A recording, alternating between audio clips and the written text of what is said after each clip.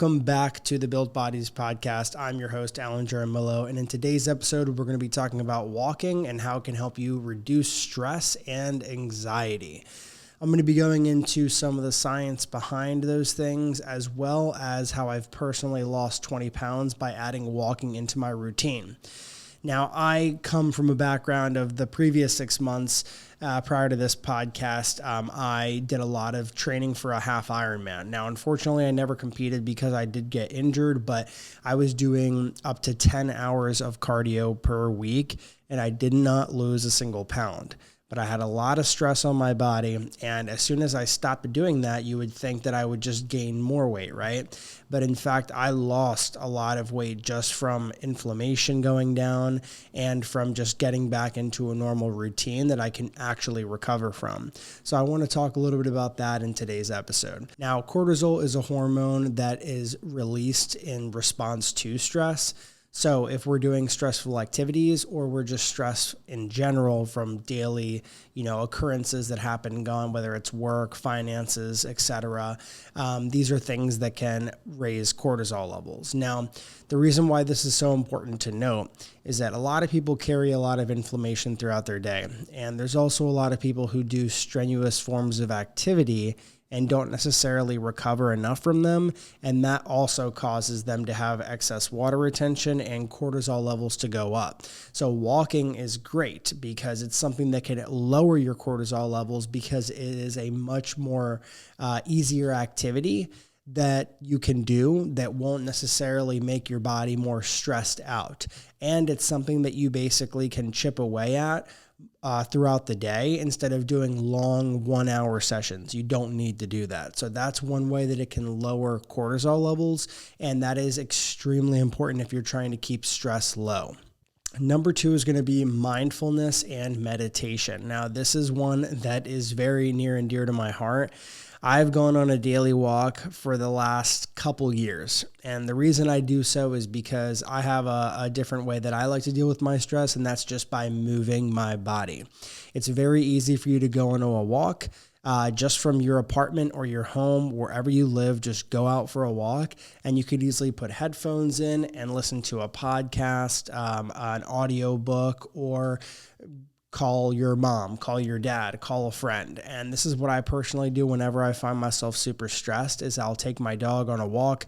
And by the time I come back, I feel a lot more decompressed and ready to tackle the next thing moving forward. And I feel like with the fast-paced lifestyle and society that we live in, there's not too much time for us to decompress and just process things. Walking allows me to kind of put multiple pause points throughout my day, and without it, I would be a lot more stressed. So I definitely think that plays a role in lowering your anxiety as well. Number 3 is going to be a social connection, and this is one of the biggest things that I feel like directly ties into anxiety and stress, okay?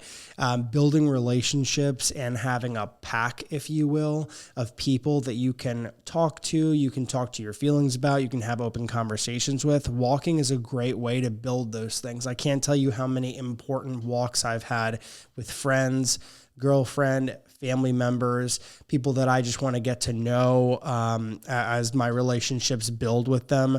It is one of the most underrated things out there about walking is that you can do it with friends and family.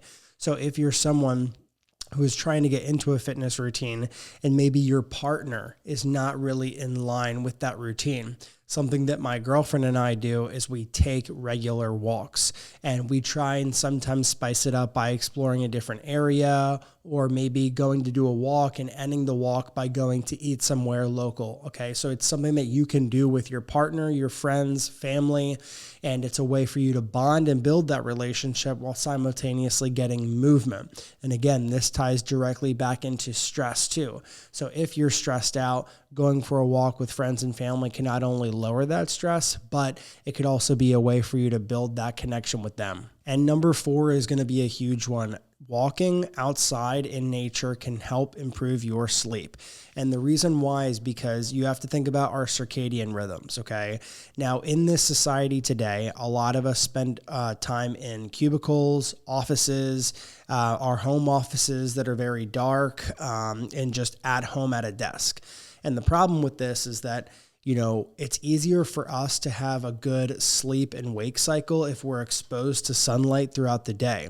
So by forcing yourself to go on daily walks and exposing yourself to sunlight, it's easier for you to set your circadian rhythm correctly so that by the time nighttime comes, you are regularly, able to fall asleep on time around the same time each day.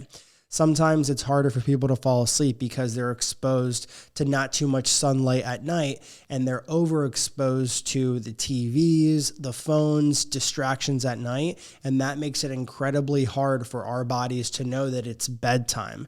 So instead of secreting melatonin, we still have very high cortisol levels going into the evening, and that's what makes it a little bit harder for us to relax and get ready for sleep.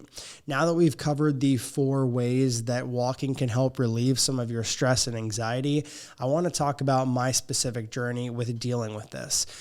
So like I told you before in the beginning of the episode, is that I went on an Ironman, half Ironman training program for about 6 months or so. And my body the entire time was very stressed out. Okay. I could almost feel the inflammation on my body around my joints, my lower back, my hips, a lot of my knees as well. And it wasn't until I let go of that entire training program and started walking that I really felt like I lost a lot of inflammation. And for a lot of people, walking is very easy to recover from. And the reason why it works for fat loss is very simple, okay? When we look at walking as a calorie burning activity, we can say that around 10,000 steps per day burns around 500 calories or so.